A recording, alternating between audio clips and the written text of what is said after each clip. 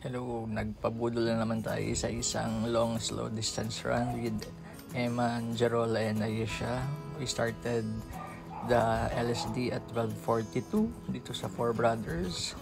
Very early start, so kulang sa tulog ang mga tao, pero for the love of the sports, laban natin yan. Yan, medyo humid ang madaling araw na ito. At saktong pacing lang, chill lang ang pace namin dito. After almost 1.5 hours, nag-summit na kami sa Ayas. At chill lang, medyo pahinga, video lang tayo, featuring Artami. Walang gustong mauna, so sabi ko, sige ako na mag-pace, ako na sa unahan. Pero hintayan naman kami. And maliwanag naman ang buwan.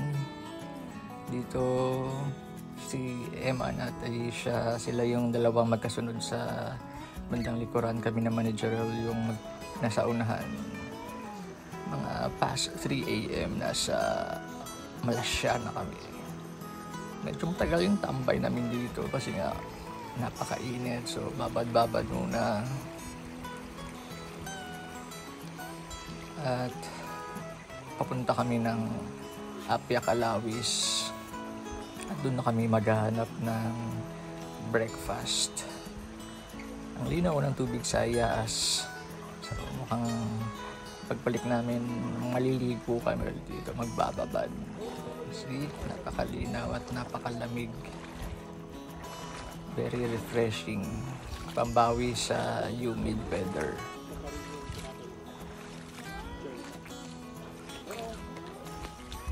Okay lang mabasa ang mga sapatos kasi safe naman from blisters yung mga yan.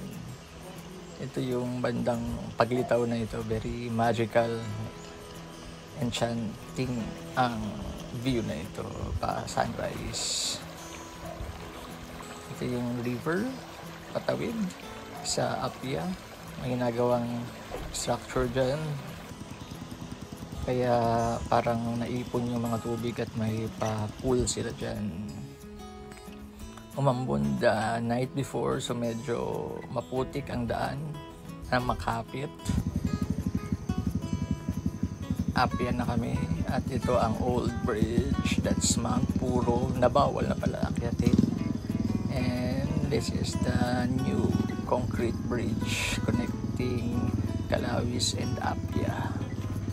Parang mga 4 years ago pa ako huling pumunta dito, kaya bago sa akin yung bridge na yan.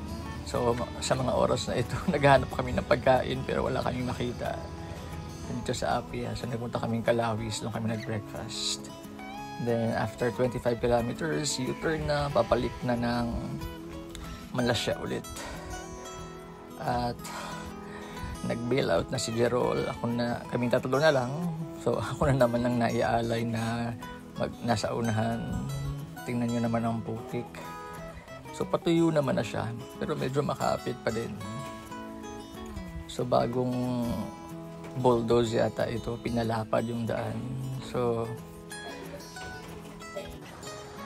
at around 11, nakabalik na kami dito ulit sa Malasya, and as expected, magbababad na naman, babawi sa humidity ng araw na ito.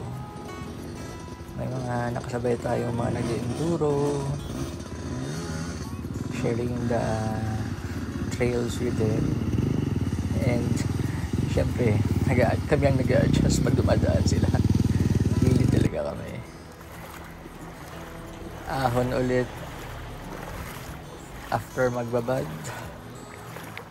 Hindi ganun ka-init yung tama ng araw, pero ganun pa rin kahirap umahon from Malasya. Hahabol pa rin tayo ng hininga and concentrate lang para survive natin to. Ito ang mga kaibigang Eman at Ayesha na nambubudol since 2020. Takbo-takbo na tayo ulit. Pamalimod, yung may tindahan doon. At doon namin nakasalubong si Coach Alexis and other enduro riders.